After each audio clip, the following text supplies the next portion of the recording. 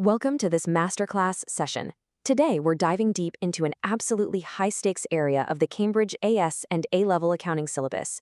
We are talking about the advantages and disadvantages of different business entities.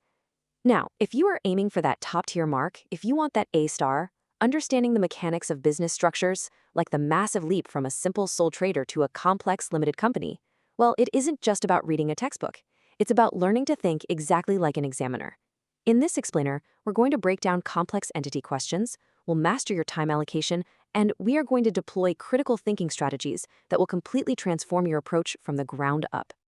Right off the bat, I want to share a crucial truth pulled directly from recent principal examiner reports. They state, the difference between a B and an A star in accounting often comes down to how well you understand advantages and disadvantages of different business entities. I really want you to think about that for a second. You could be a mathematical genius. You can balance every single sheet perfectly, calculate every ratio flawlessly, but if you lack the specific analytical structure to properly compare a sole trader against a partnership or against a limited company, you are going to hit a hard ceiling. Simply memorizing lists of facts won't cut it anymore. The examiners are sitting there looking for a highly specific analytical structure in your writing, and today I'm going to show you exactly how to build it. Okay, here is our roadmap for the session. We'll start with the core principles, move into tackling the high tariff question, introduce a procedural framework, do a bit of interactive practice, and then wrap up with a masterclass recap. Let's jump straight into Section 1, Core Principles and the Examiner's Lens, where we'll unlock those top marking bands. So let's look behind the curtain at how your papers are actually graded. There is a massive, fundamental difference between the command words analyze and evaluate. Analyzing a business structure, like a partnership, just requires a factual descriptive breakdown. You're basically just stating that partners share profits and losses and maybe outlining the terms of a partnership agreement. But evaluating it, that is a whole different ballgame. Evaluation requires comparative analysis. You must actively identify similarities and differences. You need to use comparative connectives to link your thoughts, support each point with solid evidence from the scenario, and finally, provide justified recommendations. If a prompt asks you to evaluate whether a rapidly growing sole trader should form a partnership, and you just sit there listing random facts about partnerships, you are literally leaving massive points on the table. You have to compare and justify. Here's a huge examiner alert for you. Year after year, examiners warn that candidates constantly confuse key terminology. It happens all the time. To avoid this, you absolutely must establish precise definitions and causal relationships regarding business structures explicitly, right at the start, before using them in your extended responses. Always define your terms first. For example, if you're discussing the concept of limited liability for a private limited company, don't just drop the phrase into your essay. Define what limited liability actually means before you argue its advantages over a sole trader's unlimited liability. Doing this secures your foundation. It immediately signals to the examiner that you are in total control of the theoretical architecture of the subject. The Cambridge assessment objectives target very distinct cognitive domains. Now, while basic knowledge and understanding are your baseline, your ticket to the dance, so to speak, critical analysis and high-level evaluation are where you actually earn your A star. But here is the real secret. The examiner reports specifically highlight that candidates who successfully reference cross-topic connections achieve significantly higher marks. What does that mean in practice? Well, for instance, if you're writing about the formation of a limited company, try linking it to its impact on the capital structure and subsequent financial ratios. Showing that deep cross-syllabus integration, that is your absolute secret weapon. It proves you understand how the whole accounting ecosystem works together. Moving on to Section 2, tackling the high tariff question, and we're going to look at this through a peer debate.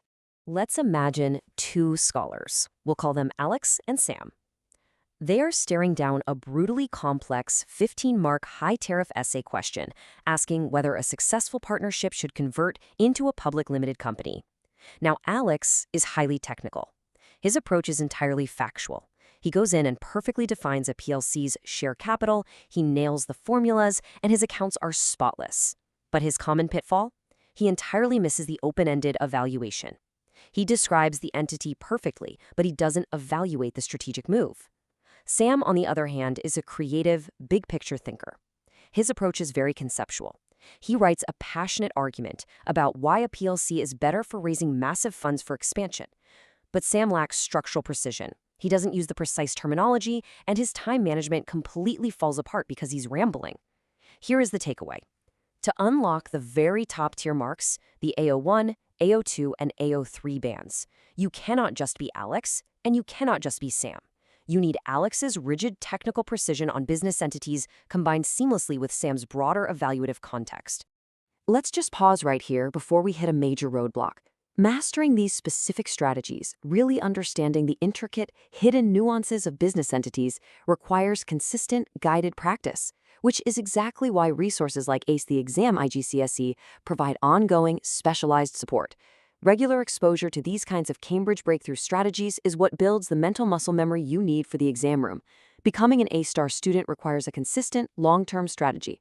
So make sure you subscribe to @acetheexam_IGCSE and enable all notifications. Do it now so you never miss a weekly strategy that could literally be the difference between a B and an A-star. All right, let's get back to it. Section 3, the procedural framework. This is how you get unstuck. So Alex and Sam are working on that 15-mark essay, and they hit a massive wall regarding timing and how to actually link their paragraphs logically. When you find yourself in that panic mode, you need to deploy a cognitive strategy I call the 6-step procedural framework. Step 1, deconstruct the question. What is the exact command word? Is it evaluate or just explain? Step 2, extract relevant data. Are we looking at a tiny sole trader's accounts or a newly formed PLC with massive overhead? Step 3, select your analytical framework. Step 4, execute with absolutely clear notation.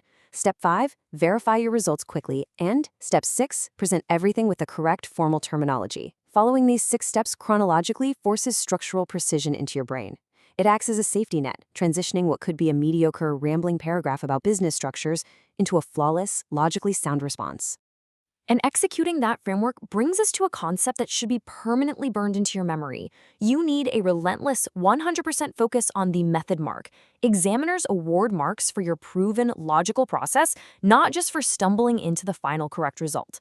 For example, if you are calculating the interest on capital for partners in an appropriation account, clearly document your entire process. Show you're working explicitly. Because if you do that, you can still pick up vital method marks even if your final profit share calculation is slightly off due to a silly math error. Remember, process is everything. Show them how your brain works. Let's put this into action. Section 4, interactive pause and practice, where we spot the flaws. Imagine you are sitting in the exam hall. A 60-second countdown timer is ticking away in your head. When you are presented with a complex text excerpt or a dense data table about a business entity, your data interpretation skills must be absolutely instantaneous. You have to extract the relevant data, interpret the relationships, and draw evidence-based conclusions rapidly. The real key here is active scanning.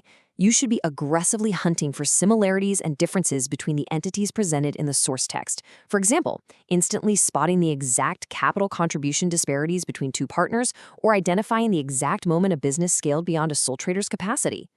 Now let's play Spot the Flaw with a real-world example. Consider a descriptive student answer that just lists isolated facts vaguely. Partnerships have unlimited liability. Companies have limited liability.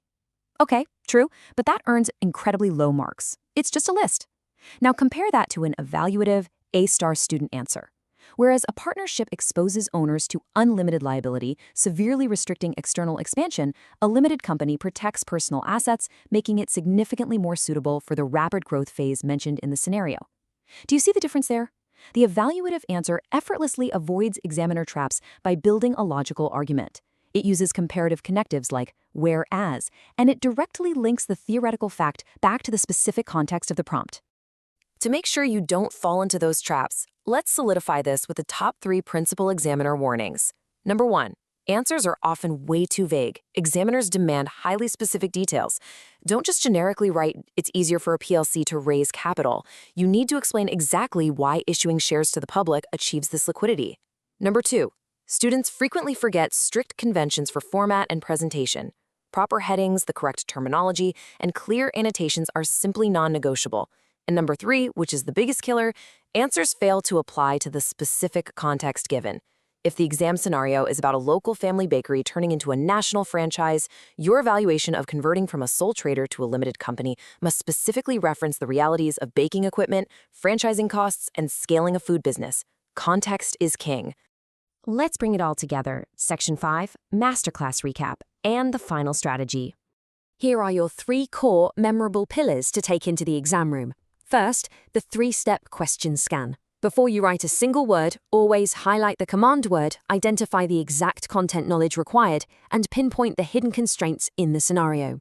Second, the paragraph balance formula. Blend your technical precision with your evaluative context. Define your terms up front, provide the hard facts, and then immediately evaluate them using those comparative connectives we talked about. Balancing technical precision with context is exactly how you effectively compare a sole trader to a limited company. And third, the last 5 minutes review checklist. Reserve your final 5 minutes purely to check your format, verify your headings, and to ensure you actually answered the specific question asked rather than the question you wished they had asked.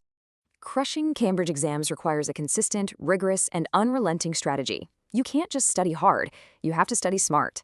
Utilizing resources like Ace the Exam IGCSE for upcoming exam hacks and targeted strategies is a powerful way to stay focused on what actually matters. Having a clear target grade and a strategic plan to understand the deep mechanics of business entities is what separates good students from exceptional ones. So claim your goals right now. Subscribe to @AceTheExam_IGCSE, turn on that notification bell, and drop a comment below with your exact target grade. Put it out there and consistently work toward it. I'm going to leave you with this final, provocative thought to take into your next study session. I want you to ask yourself constantly during the exam, are you just describing the entity or are you truly evaluating it? Let that single question guide your pen on every high-tariff question. Keep practicing, trust the framework we built today, and I'll see you in the next explainer.